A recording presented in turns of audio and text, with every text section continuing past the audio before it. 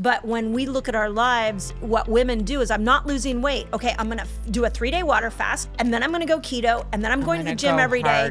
And I'm gonna do that in between, balancing work and picking up the kids, and I'm gonna skimp on sleep. And then I'm like, wait a second, why am I not losing weight? I have such a treat for you. Dr. Mindy Pelz is here today. Her book, Fast Like a Girl, really changed my life and changed my relationship with my body. So if you don't know Dr. Mindy Pelz, she is an absolutely incredible health expert who uses the wisdom of the menstrual cycle to teach us how to fix our hormones and optimize the experience of living in a female body, specifically with using fasting in a cyclical cadence. So today we talk about how to fast when you're in perimenopause, the incredible changes that happen in the female brain, and how we can fuel ourselves at every stage of life optimally, what to do if you don't have a cycle, what to do if you do have a cycle. Her absolutely incredible, somewhat heartbreaking, but in the end, really beautiful story of getting to the breaking point in her own life around her work and her hormones and her relationship with her body. This conversation was so rich. We went so many places. I felt like I was talking to an old friend. Enjoy. Welcome to Plenty. I'm your host, Kate Northrup, and together we are going on a journey to help you have an incredible relationship with money, time, and energy, and to have abundance on every possible level. Every week, we're going to dive in with experts and insights to help you unlock a life of plenty. Let's go fill our cups. Please note that the opinions and perspectives of the guests on the Plenty podcast are not necessarily reflective of the opinions and perspectives of Kate Northrup or anyone who works within the Kate Northrup brand. Hi. Hello. Thanks for being here. Yeah, thank you for having me. So fun. It's so synchronistic. We were just talking about how, our DOO was just reading your book, and then it popped up that you were going to be here, and then all the synchronicity of I was on your podcast right as I was reading your book, and it's just very meant to be, and I'm so happy to finally be meeting. I know. It's funny because when I got here this morning, I was looking at my schedule. I was like, oh my God, we've never met face to face, but weird? I feel like I know you. I love that about the way social media works that way. It's really special. Sometimes it can be awful, but mostly I think it's great. This is true. This is true. Okay, so I want to start off by asking you, were you always really into the menstrual cycle? Oh. In your life? This is a really good question. That's a really good question. Nobody's ever asked me that. The answer is no. That's because you're mostly on men's podcasts. Yeah, no, maybe. No, I don't think that's actually true. I'm sure you're on many women's podcasts, but we were just talking about the in-person ones that happen to be men. Most of the in-person are men, which is really interesting. And most of them have And Breaking been Trail. Yeah, amazing. Thank you. Okay, so the answer is no. I have had, and mostly because my menstrual cycle throughout most of my life was just picture perfect. Cool. It just came and I didn't have a lot of PMS symptoms, and then it went, and I never thought anything about it until I hit my early 40s. And because it was so regular, it was like a non-event. But then I hit my early 40s and it was like spotting happened and night sweats happened. And it went from every 2 weeks to every 60 days. And I was in my clinic teaching lifestyle to mostly women. I call them the mama bears. There was just a huge group of mama bears that would bring all their family to me. Yeah. And all of a sudden I started solving my own hormonal problems with lifestyle and dove into understanding the menstrual cycle. And then once I figured out my own hormonal challenges through lifestyle, then I started, experimenting on the mama bears. Yeah. And the next thing I know, a formula started to emerge, especially when it came to fasting. It's so cool. So I heard about your book from my therapist who lives in Marin. Oh. And I was, it was about a year and a half ago, let's say. I was about to turn 40 and I was just gaining weight. Yeah. And I did a session with her about it because I was like, I feel like I either have to choose between just being heavier than I want to be or being in a restrictive fight with my body. And I Don't like either of those choices. No, those are bad choices. Also, I don't want to buy new jeans. I mean, just practically speaking, I was like, I don't want to buy new clothes. Yeah. I have clothes Yeah. I like, you know? And so she recommended Dr. Sarah Gottfried's Women, Food, and Hormones and Fast Like a Girl. Amazing. Yeah, she's the best. And Davin, shout out. So, and I read your book. I first read Sarah Gottfried's, which was so helpful. And then I read your book and I was able to create my own, my own protocol. I lost that weight. I felt amazing. I felt like better than I ever had even before kids. Amazing. Like phenomenal. It was great. So first of all, just thank you. Oh my God, I love it. And for someone like me who had a history of restriction, and being in a bit of a war with my body, it did feel like it had this wonderful ebb and flow where there were like times that hormonally it felt totally appropriate to be, just like eating less and almost like living on the vitality from within. And then times when there were more these feeding cycles that also felt great. So I wasn't like walking that tightrope of constant feeling like I can't have what I want, which was a lifelong history I had. So that's cool. So can I just have to say something on this, because when I started figuring out where women should fast and not fast according to their cycle, we had experimented on not just myself in my perimenopause phase, but all these women in my clinic. And then I took it to YouTube and I experimented on all these women on YouTube. And I was like, hey, tell me what you're finding. And that's how we came up with like when a woman should fast and not fast. And it was in that I realized literally the question that kept burning my brain is like, why would we eat the same way throughout our whole cycle? Like, why have we been searching for that one diet? Yeah. And then the second thing that came into my brain as I was watching all these women have the same experience you were having was like, oh my God, this is why every woman has failed at dieting. Yeah. Because we hop on one, we're like, oh, it worked for a little bit. And then it stops working. And then we hop on another one, but we never go, oh, wait, I'm a rhythmic being. Totally. I have rhythms, food rhythms. I have fasting rhythms. I have sleep rhythm. I have work rhythm. Exercise rhythm. Yeah. Sex rhythm. Yes. Yeah. Like we're just not supposed to be the same all the time. So obviously we wouldn't want to eat the same. That's right. All the time. Yeah.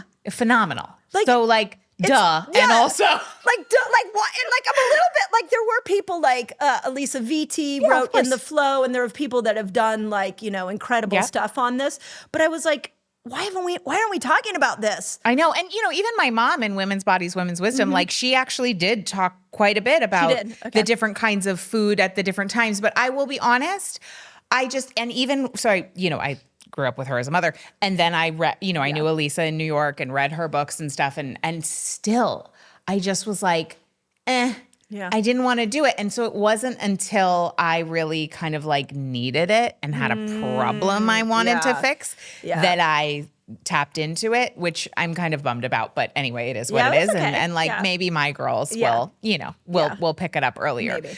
So I am curious for people who have resistance like I did, not with your work because I really needed it, but like before when I heard about cyclical living, cyclical eating, cyclical alignment with our work, which now I have literally written a book about that. But like early days, I was just like, I'm too busy for this. Oh, yeah. I have too much to do. Yep. This is for like, women who wear feathers in their hair and like and mala beads are at like ceremonies all day. Meanwhile, I'm like increasingly becoming one of those women. That works. Welcome to aging. Yeah. Oh my God, it's the best. But what do you say when there's resistance around this of like, I don't have time or like I'm too busy to pay attention to that? So what I think is really interesting is we can get away with a lot more when we're 20 and 30. It's so true.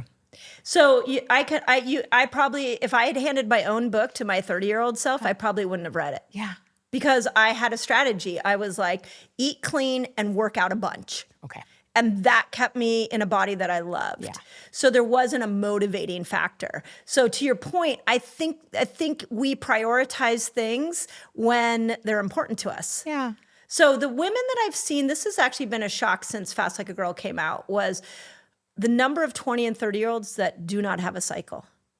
Like no cycle. Like that book, just 20 and 30-year-olds, like they poured their questions onto my platform. They emailed me. Really?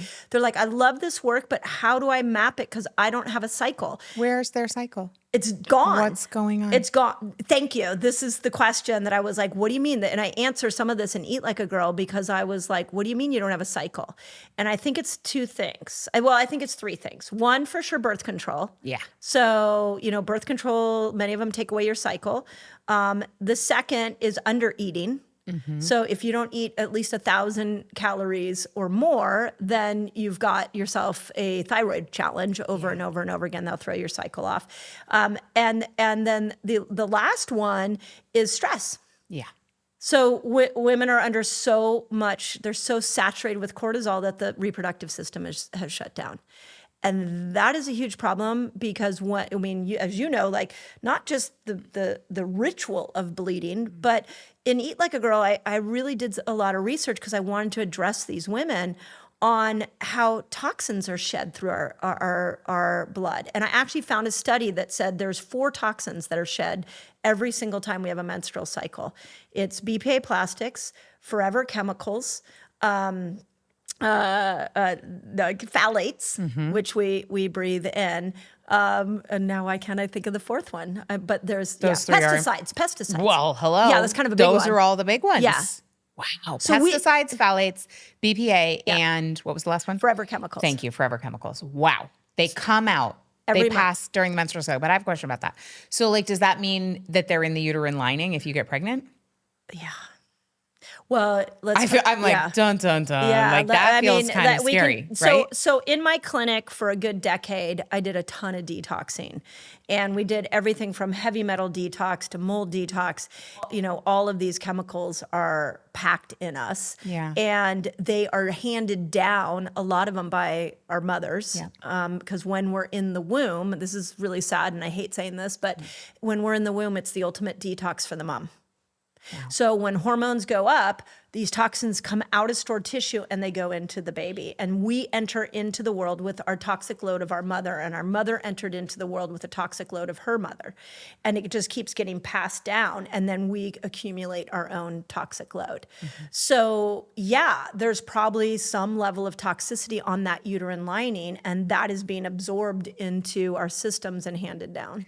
But hopefully, if a woman is going to have a baby, she's not having the baby on her first menstrual cycle That's true. ever. Yes. And so she has many chances to pass through many of those things before getting pregnant.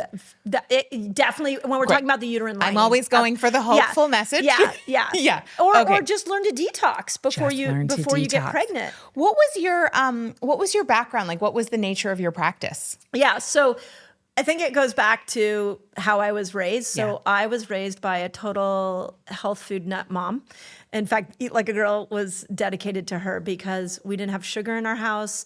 I introduced rice cakes to the elementary school back in the 70s. Literally had rice cakes with the natural peanut butter and honey and banana wrapped in a wax paper bag because we recycled our cans, and my parents were hippies. So cool. So, and then we didn't have a primary care physician. I mean, we had one, but we went to the chiropractor. And the chiropractor, every time we had a cold, every time I had a sports injury, we went to the chiropractor. He was our primary care physician. So I went on to school to learn nutrition and exercise physiology. I was a competitive tennis player. And I was I thought I wanted to be do something with exercise physiology. But then I fell in love with nutrition. And so then I went on to chiropractic school because I wanted to teach the lifestyle that had been taught to me. And so my practice was a lifestyle medicine practice before we had functional medicine as a term. So my background was as a chiropractor. And I literally taught everything from detox to hormones to food to exercise, all through the lens that the body heals itself. And if you're not feeling that way, there must be some kind of interference. So I took my patients to the supermarket and I taught them how to read a label. Right. I did recipe nights where everybody would bring a recipe and we'd talk about how we made it. I did lectures on this is how your thyroid works. It was like a all-encompassing lifestyle clinic. That's so cool. Yeah. Where did you grow up? In Malibu, believe it or not. You grew up in Malibu. Okay. Yeah. And then you raised your kids in Northern California and yeah. your practice was in Northern California. Yeah. When did you stop I'm assuming you don't practice anymore. Don't practice anymore. Like there's no way you could do everything you're doing now and also see patients. It was really sad. Yeah. When Fast Like a Girl took off, Okay. Hay House put me in contract with more books and bought my self-published books. And cool. all of a sudden I became an author. And We're like, okay, what am I doing now? And so, now. so I closed my clinic. It was really hard to do. But it was just in light of a calling to try to bring what I was doing in my clinic to a bigger level. No, I mean, you can reach so many more people. Yeah. What do you think it was about the timing of Fast Like a Girl that hit in this particular way in terms of our evolution as women? Such a good question. I've asked myself, I want to say, what do you think? I'll tell you, but I want to hear what you think. Okay, great. Okay. So I think there's a couple things that happened in that book. For starters, fasting was already peaking. Yes. And women were being told you shouldn't fast. Right. Which really sucked because women were getting great results fasting. Yeah. And it was a little bit like what the culture was saying is, here's this really cool tool. It's free, but women can't do it. So I had already been experimenting with fasting cycling within my practice. And I had already had 5 years of working with the principles. And then I had all these people on YouTube. So I knew what I had worked. So you were doing your practice at the same time as building your YouTube channel. Oh, yeah. Cool. Everything. Great. Yeah. Yeah. No, those years were not, I wasn't paying attention to my hormones. Okay. Your work at that time. Literally, I mean, a lot of what I tell perimenopausal women right now is my perimenopausal journey would have been a lot easier if I wasn't working so much. Yeah. But yeah, it was 10, 12-hour days. I would see patients for 3 hours in the morning. I would do all my videos for 3 hours in the middle of the day and all my podcast interviews. And then I'd see patients 3 hours in the afternoon. And then I'd go home and be a mom. Oh my goodness. Yeah, and I did that every 7 days a week. Yeah, it was crazy. Wow. So, but back to your point, I think. By the way, we're coming back to that. Yeah, okay, we can, but I think I think it's an acknowledgement of how thirsty women were for, please give me something that works, that's inexpensive, and speak my language. I really appreciate when women are like, I read it in 2 days. Totally. It's a very easy read. Yeah, thank you. I think it's because I wrote it like I talk to patients. Yeah. So, and it's so honoring of the reality of life. Yeah, thank you. Where it's very easy to incorporate. Very easy to incorporate. I think that you're so right about fasting has been part of this, more mainstream wellness conversation. Yep.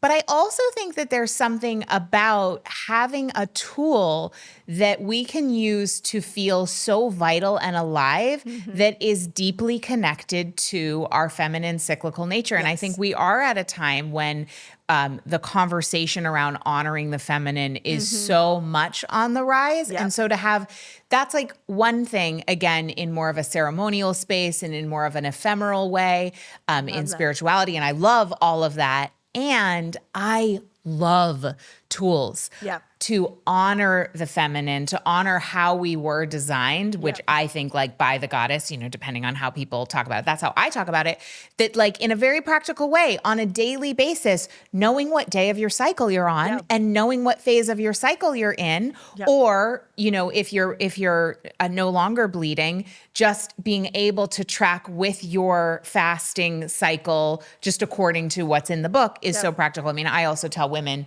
always, always, always, we have the moon there for us. Right. And that's never going away and way more predictable than your menstrual cycle anyway. Thank you. So you could probably organize your fasting cycle around the lunar cycle just as easily. Yeah. And Eat Like a Girl, I put a little text box in about the moon cycle. Thank you. Because so many people were asking, what if I, don't have a period? What do I do? What if I'm menopausal?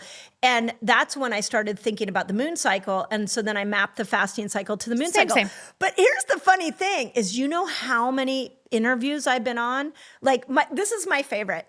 I was on, and I won't say the name of the podcast, but it was a mainstream podcast, a female. Yeah. And she loved the idea that we would map it to the moon. And she's like, yeah, because we are magical bitches, was her response.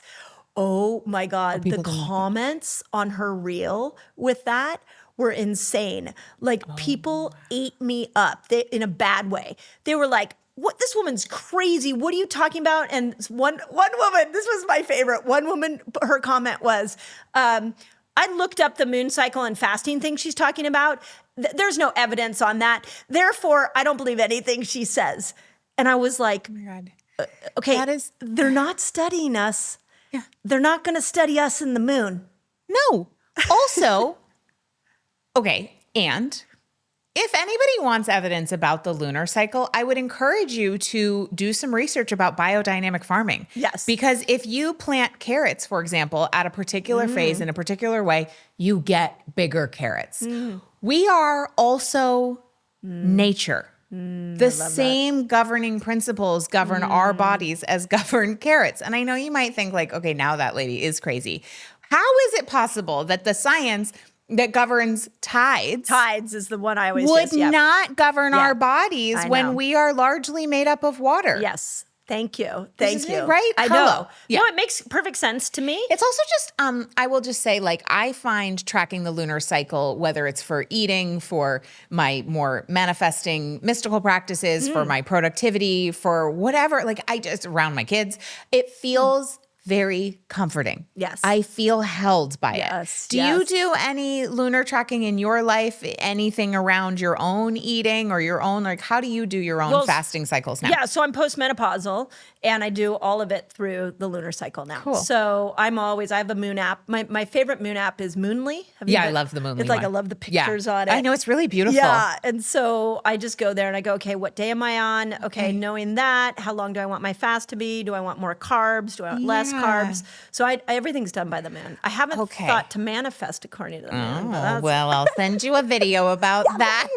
Will you? I would Just love that. high level, right? Yeah. High level, like the dark of the moon is the time to plant seeds. And this is the very same as biodynamic farming. So this is just the metaphor of farming in our lives. Okay. So the dark of the moon is the time to plant seeds, and then the full moon is the time of harvest. Okay. And so really it's like every new moon, what are the desires that we are putting into the cosmos, right? Like, what are we planting? And then every full moon is also an invitation to ask, is there anything that the light of this moon is shining on in the shadow that is blocking this manifestation that I need to let go of, a way of being, a way of thinking, a relationship, a pattern, or anywhere that love needs to go that it hasn't gone before?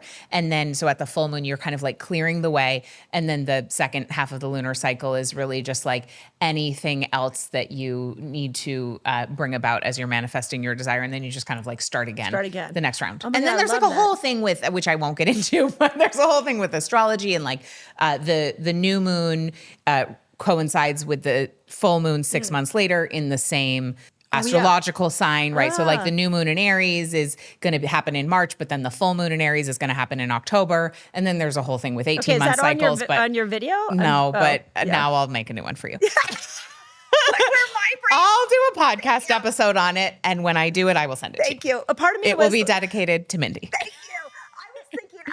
I always thought you were going to say you plant the seeds at the new moon, and then you wait for it to happen at the full moon, Which it but sort that of would be feels like 15 days later. It's not the full thing. Yeah. And some manifestations, of course, would take one lunar cycle, but as we know, some take longer. Yeah, that's So right. there's like a whole cool, and that. astrologers, of course, know more about it than I do. But anyway, cool. that's manifesting with the moon.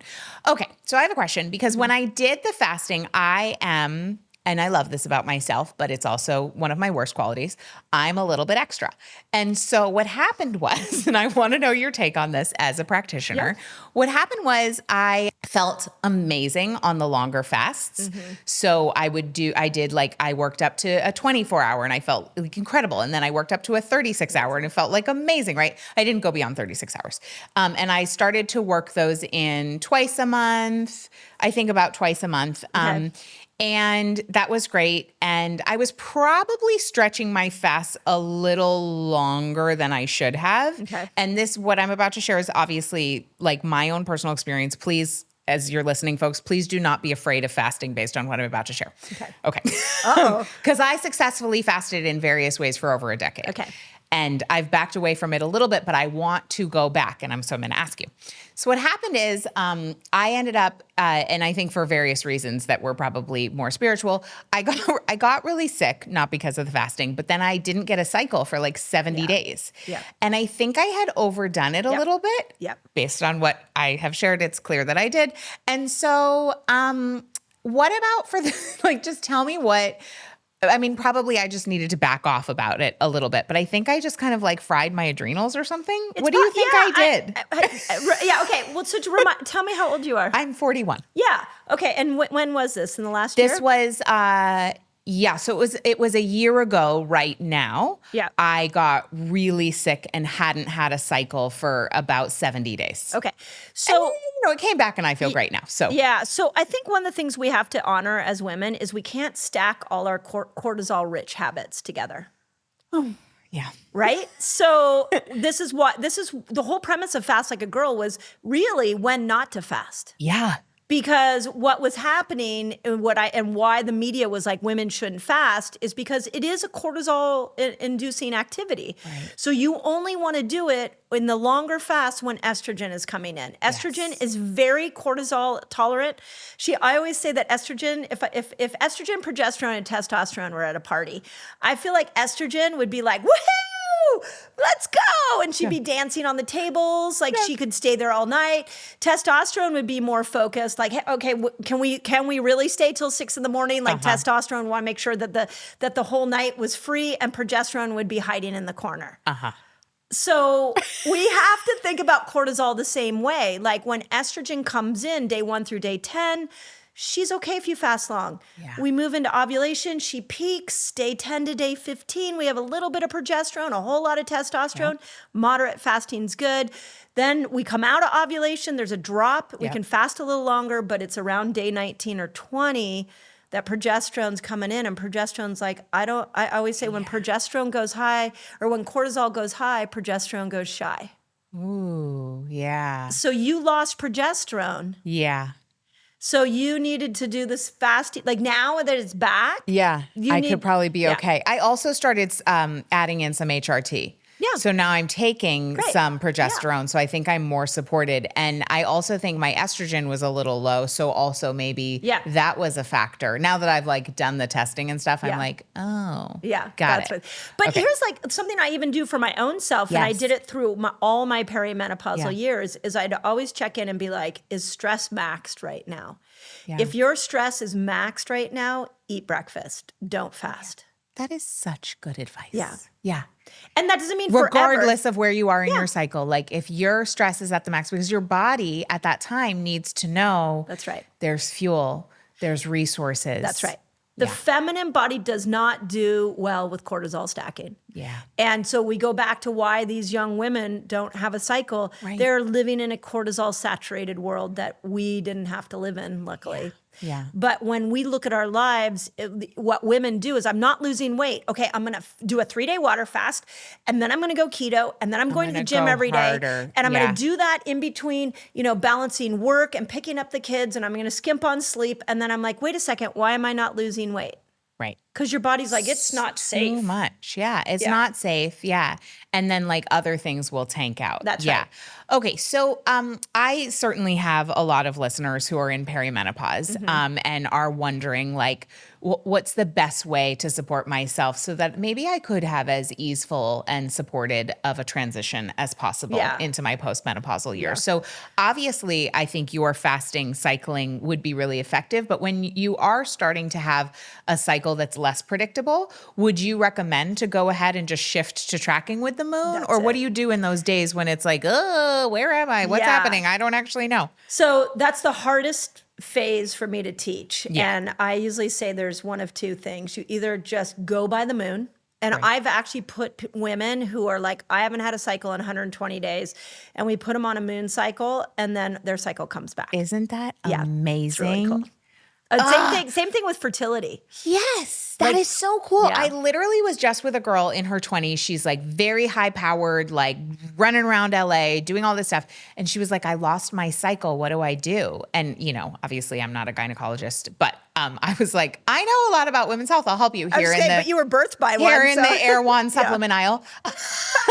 And I was like, just go outside at night and look at the moon. And she was like, really? I was like, yeah, that's what brought mine back. Amazing. It was just becoming aware of the cycle. Oh my God. I love that. And this is the big thing that like, I always tell people that I thought I was writing a fasting manual, but what I didn't realize is I wrote a women's empowerment book. Yeah.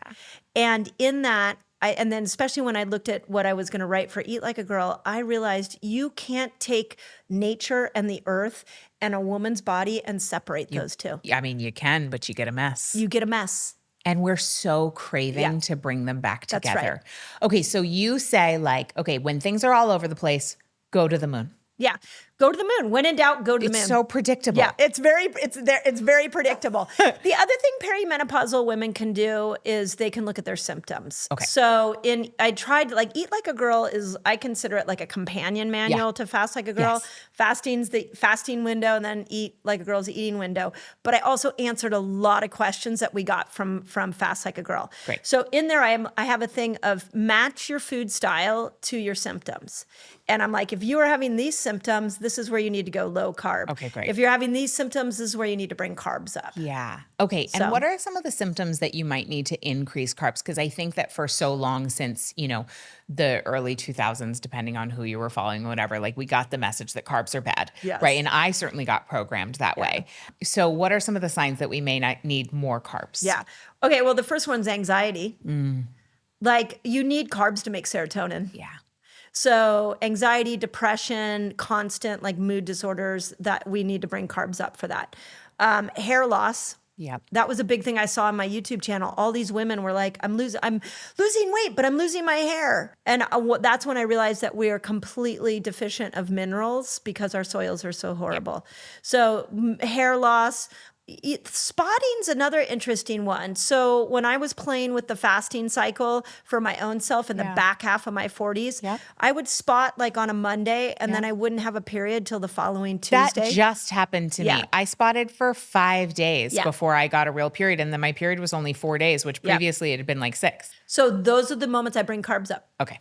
So whenever I would spot, and do you know that like by the time I was in my late 40s, I was having the best periods of my life. That's so cool. I was like on my way out. I was like I had my cycles just nailed. Wow. Because any little bit of spotting, any anxiety, lack of sleep, just agitation. I'm like, I got to have some carbs and I got to step out of fasting. You just knew.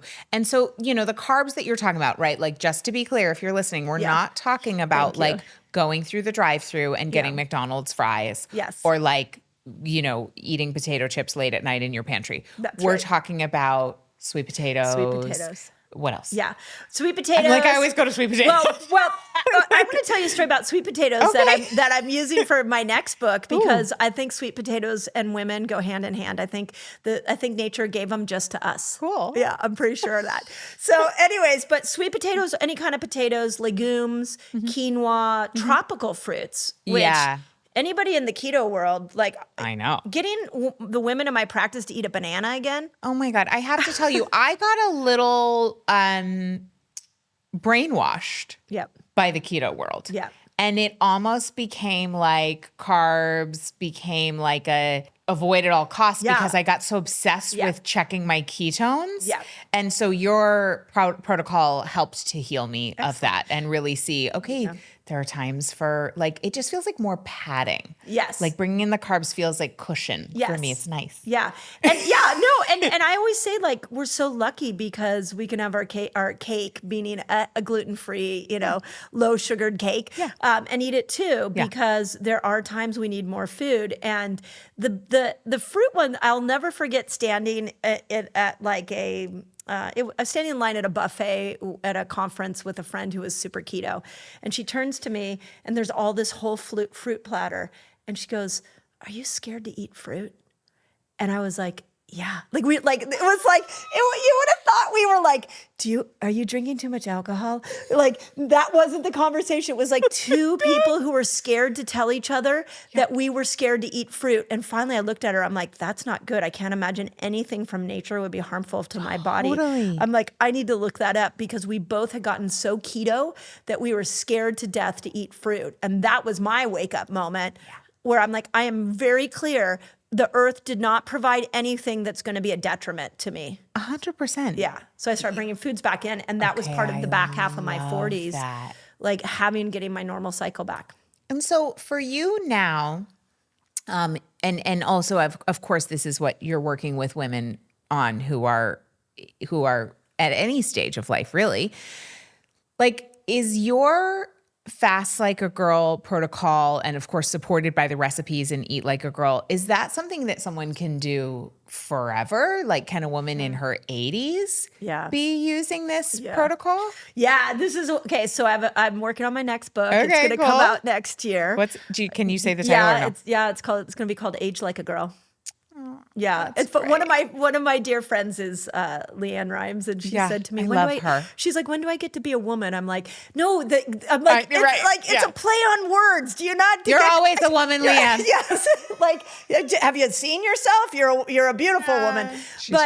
But here's the thing. Here's the thing about the whole process of aging. The reason that we have Alzheimer's and dementia is because the female brain becomes less sensitive to glucose. Yeah. So that needs to be discussed more, because as we go into the perimenopause and well into the postmenopausal years, I actually believe that a female brain does better with ketones than with glucose. Okay. So now, this is the next book, is the grandmother hypothesis. Do you know the grandmother hypothesis? No. Okay. So excited. So Lisa Mosconi taught me this in her book, The Menopause Brain, and then I interviewed her on my podcast.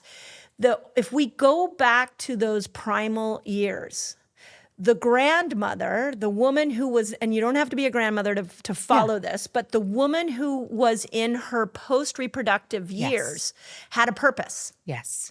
She took all the energy that she had to reproduction and she put it towards taking care of the clan. Yeah. The hunter. She was the wisdom keeper. She was the wisdom keeper. She was the medicine woman. And she was the food keeper. Mm-hmm. So the men and the people who could hunt went off and to go make a kill, and 3% of the time they came back with food. Mm-hmm.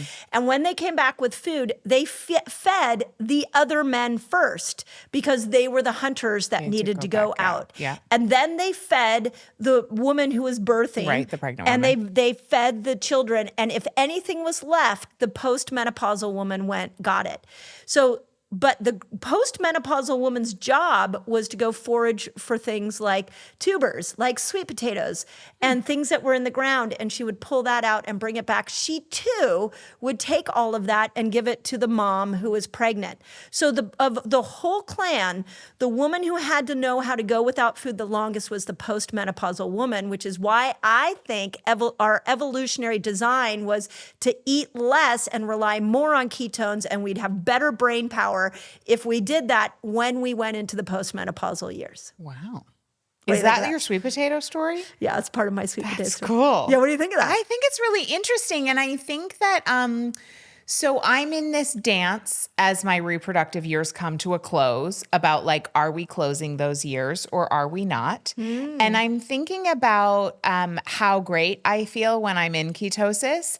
And I just wonder, sort of like from an evolutionary perspective and almost more of like the cosmic evolution of my being in this lifetime, like if I was trying to, like, almost by getting, I hesitate to use the word addicted, but like loving that feeling so much of the high of fasting, that I wonder if there was a way in which I was like trying to skip a phase of life almost. No. I have a theory that you're actually, what you just described is you are lining yourself up with your perimenopausal design. Yeah. As you're moving into these postmenopausal years, the postmenopausal women get the best results with fasting. That's so cool. We have like 80-year-olds in my community that are like, I gained 50 pounds throughout menopause, and then I bought your book, and now I dropped it all. Phenomenal. Like postmenopausal. And I'm sure they feel like $1 million bucks. And their brain energized. And I think it's because it's in our evolutionary design.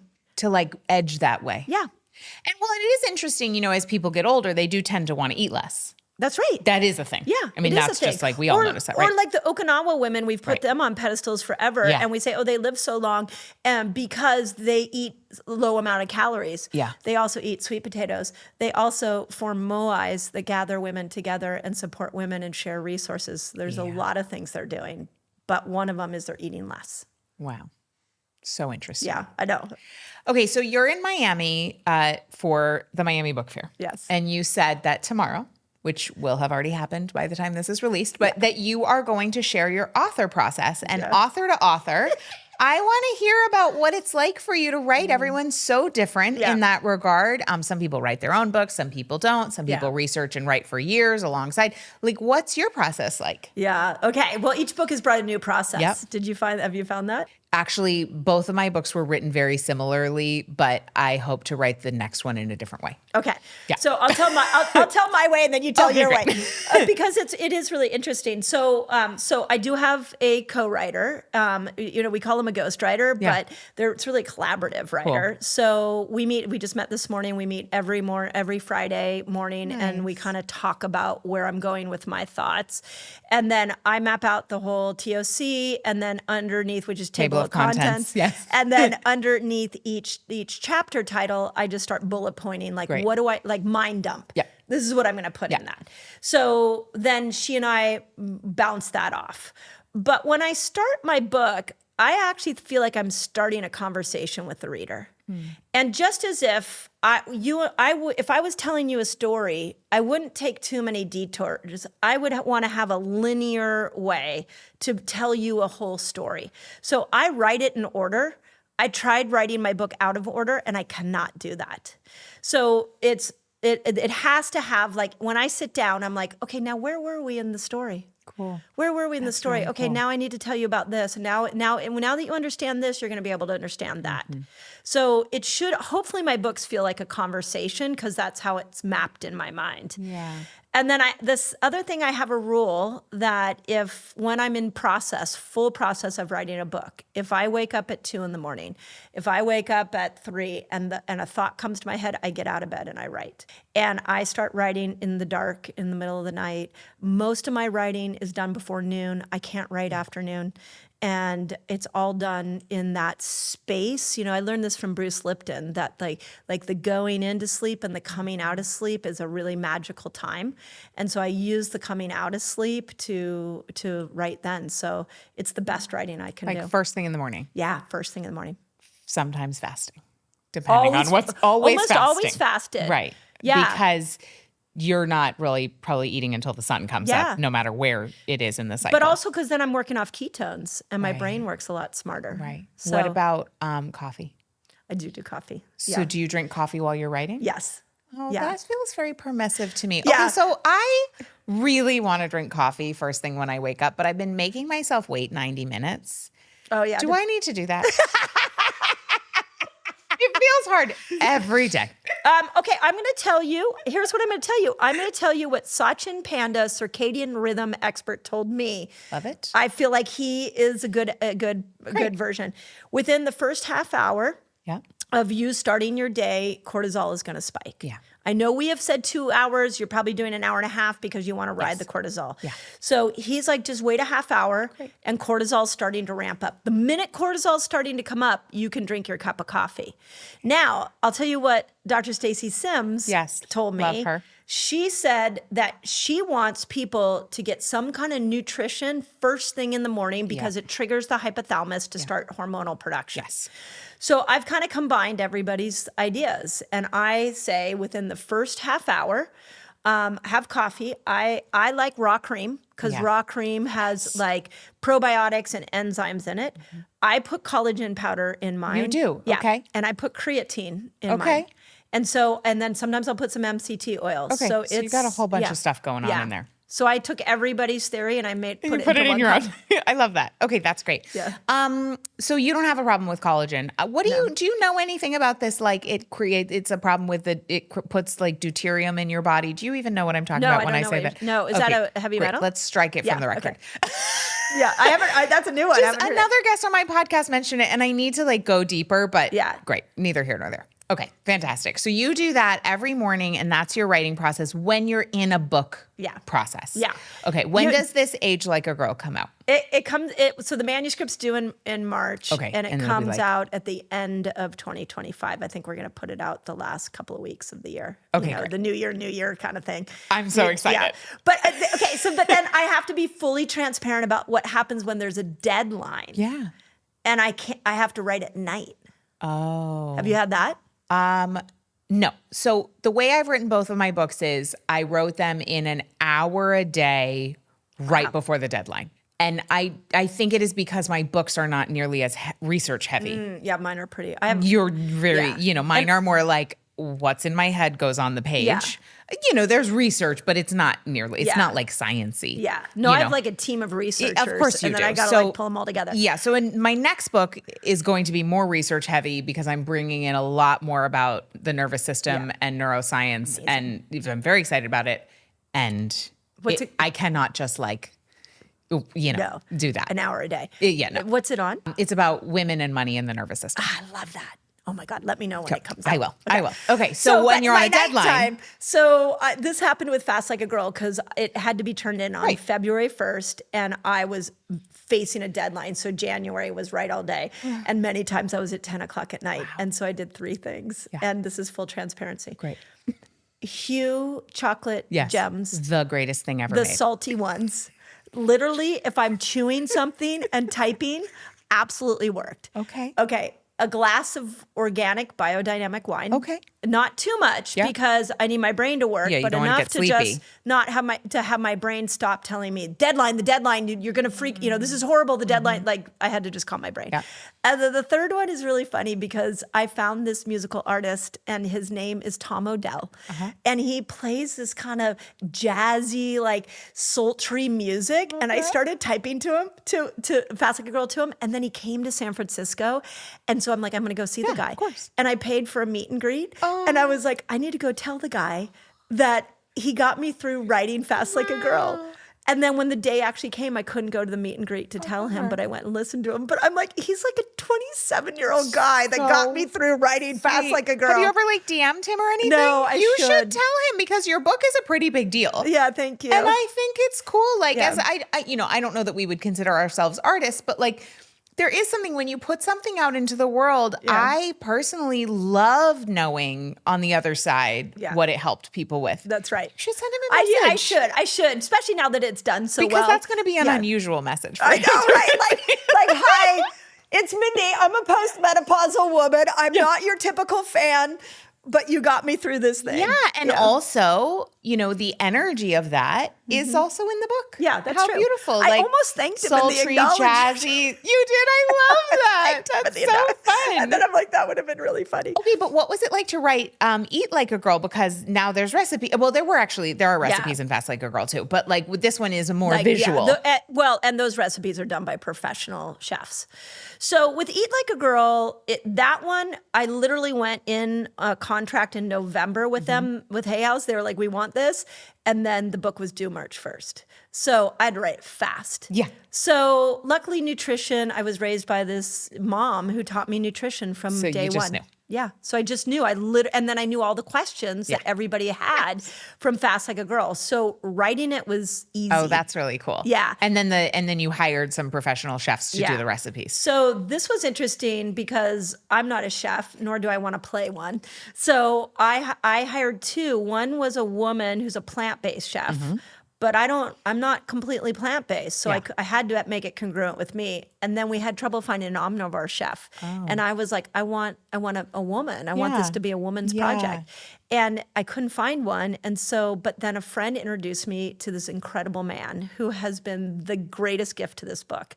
He is your official chef. He studied under he learned meats and rubs and charcuterie under the women in Spain, the elder women in Spain.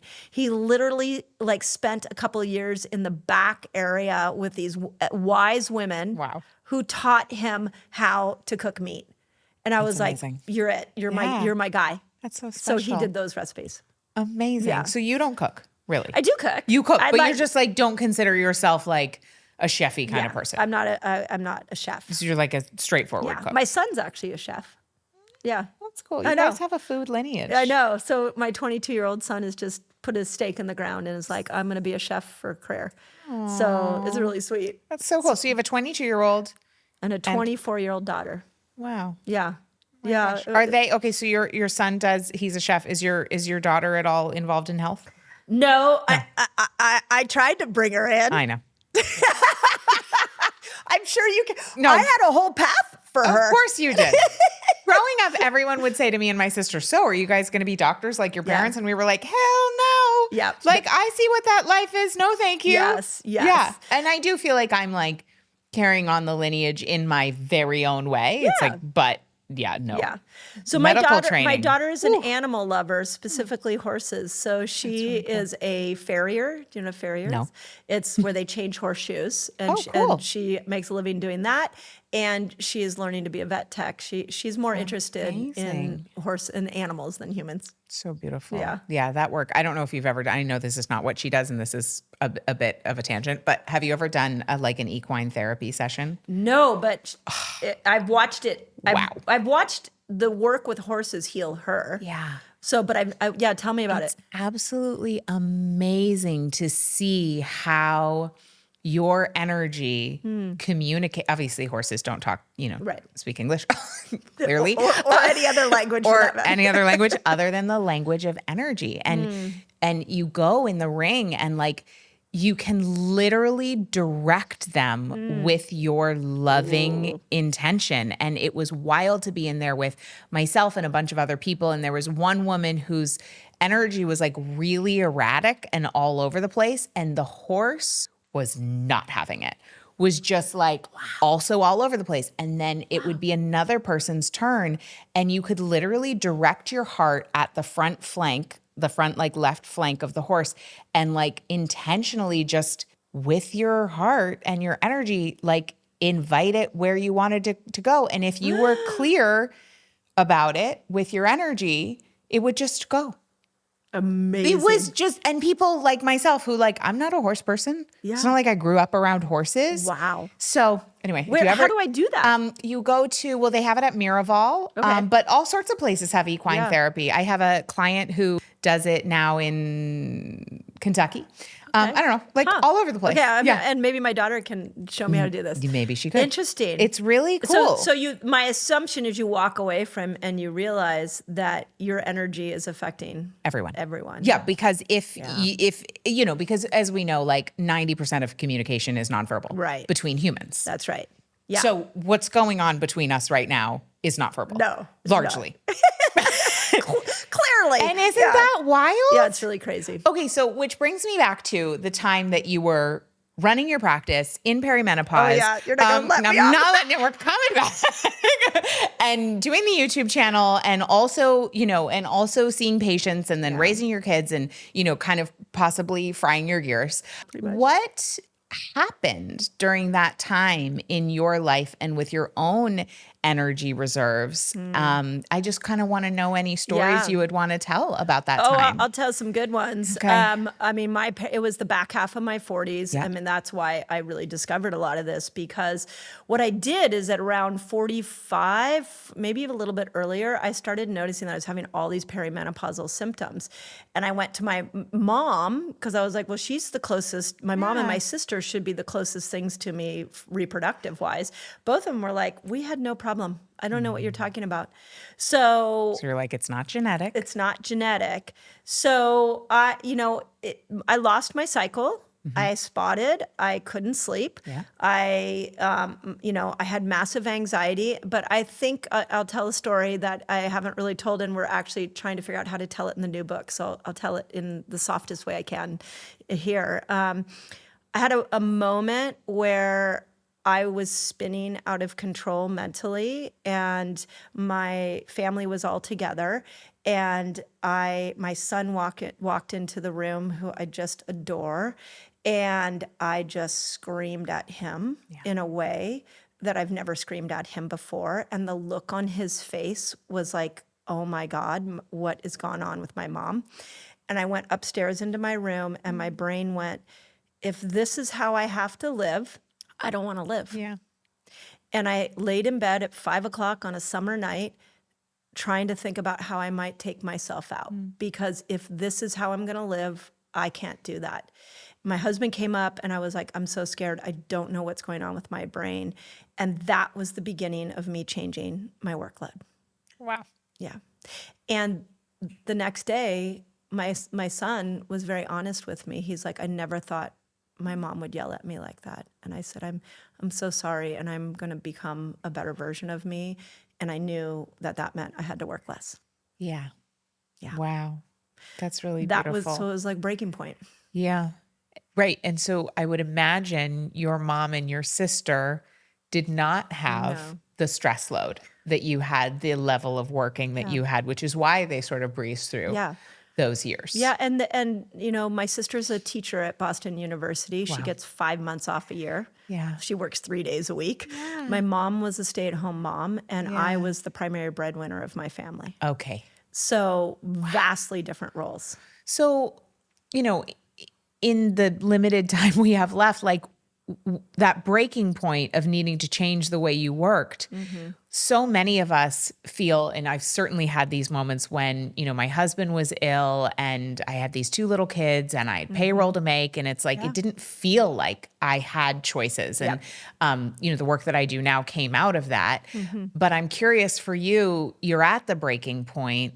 Did it feel like you had a choice? What did you do first? Yeah, well, I mean, luckily I'd already had momentum with like my YouTube channel. Cool. And so, and I think at that point, I think we were waiting to see if I had written the book proposal.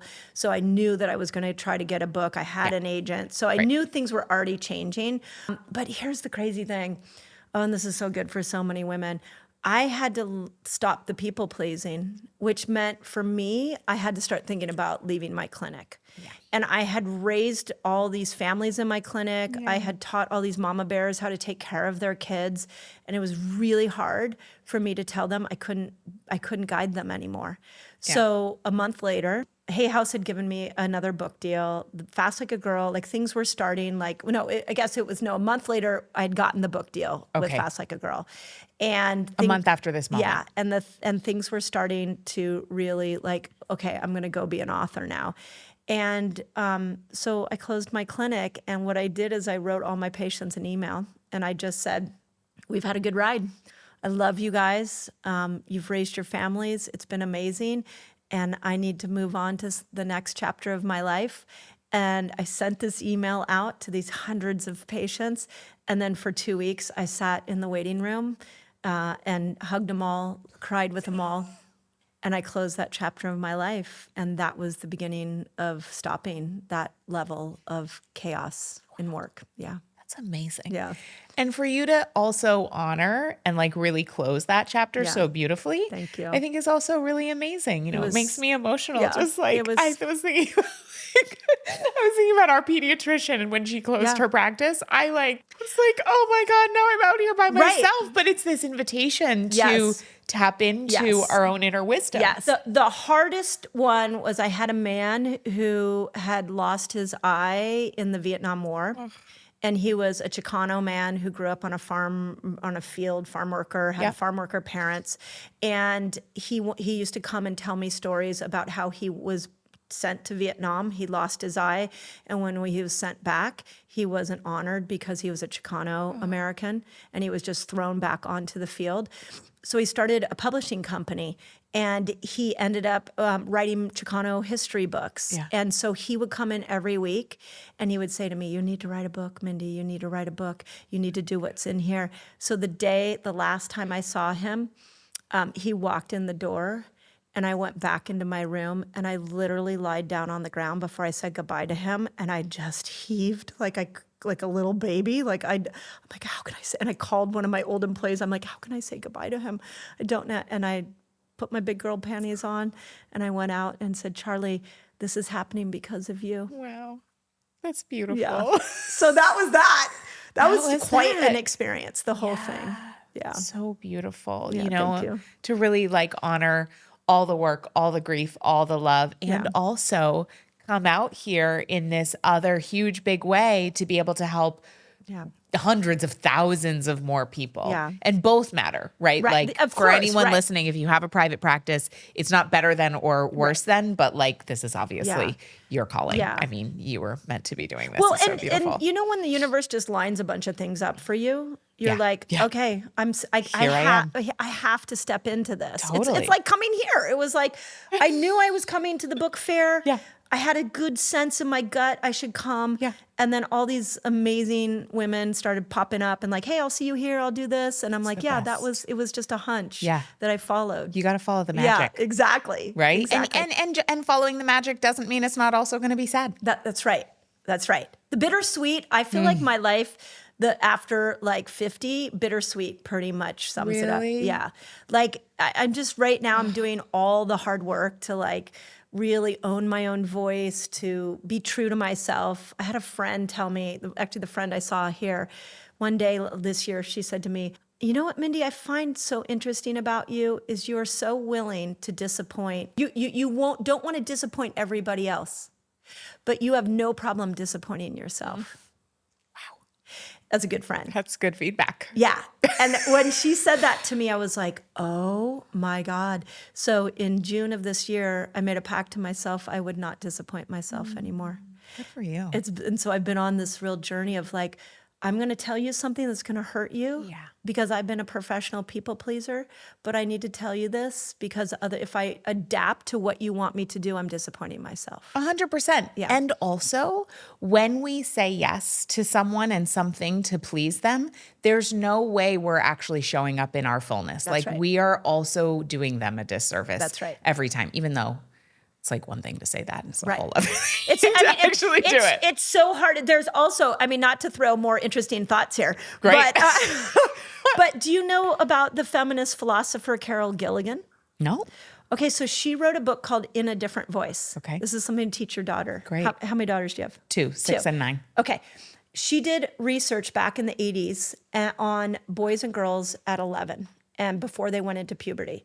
And she found that if you asked a boy and a girl at 11 what they wanted, like let's say, what do you want to eat? They would tell you both directly what they want to eat. Fast forward to 13 where their hormones had come in, both of them. Now you ask that same question and the boy will tell you what he wants and the girl will say, I don't know, what do you want? And what she discovered was that the brain changes that happen with hormones is that testosterone makes a man's hormone or makes his brain work from the back to the front. Okay. And he's very linear. Give me the rules. I'll break the rules. I'll create the rules. Just need to know the game. Yep. But for girls at 13, the hormones make our brains work right to left, and everything we do in our life is relational. Yeah. Every single thing we think about the relationship of others, and that's the beginning of the people pleasing. Yeah. What I think menopause is the moment we actually hear our own voice again. Because as those hormones go out, I think what happens is we start to get this inner knowing that pops up that is our voice we lost at 13. Wow. It's adolescence in reverse. It's adolescence in reverse, but not just the symptoms in the PMS. It's that women are hearing themselves. And this is one of the reasons why if you look at 45 to 55 is the most common time for a woman to commit suicide. And I think it's because she doesn't know what to do when she hears her own voice. Yeah, because So she hasn't set up her life to support yeah. that. Woo! This is big stuff. Yeah. I'm so excited for your next book. Yeah, thank I'm you. so excited for the ones we have. Yeah, I'm so excited for what's coming next. Thank you you. so much Oh, for thank you, being Kate. here, for saying yes to the invitation, and also for what you do and who you are. Yeah, You're thank such a you. delight. Yeah, thank you. This has been really appreciate fun. You. We need to do more together I because would love that. I feel like we are speaking the same language, Yeah. just in different, Very different ways, but it's so cool. So, yeah. Thank appreciate you. Yes. So if people want to connect with you, where should they go? Well, I always say just go to my webpage, but YouTube is my passion project. So what Amazing. most people don't know is I do 4 new videos a week. Wow. So That's there's a lot there.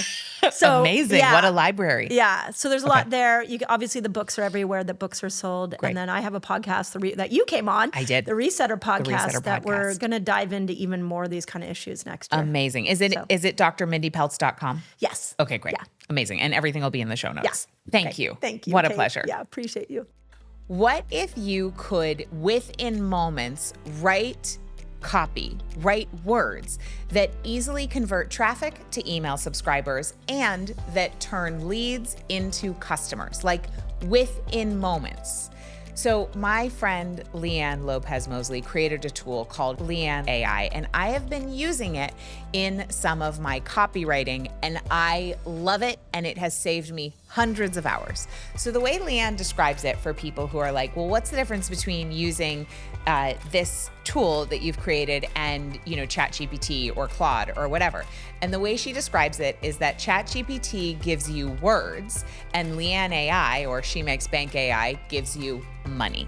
And I have to tell you, the conversion rate for the social captions, the landing pages, the sales pages, the emails that I've used this tool to help me with has blown my mind. It saves me so much time. So if you've been looking for an incredibly well-trained AI messaging tool, look no further. Head over to katenorthrup.com/Leanne, which is Leanne, katenorthrup.com/Leanne, and check out She Makes Bank AI.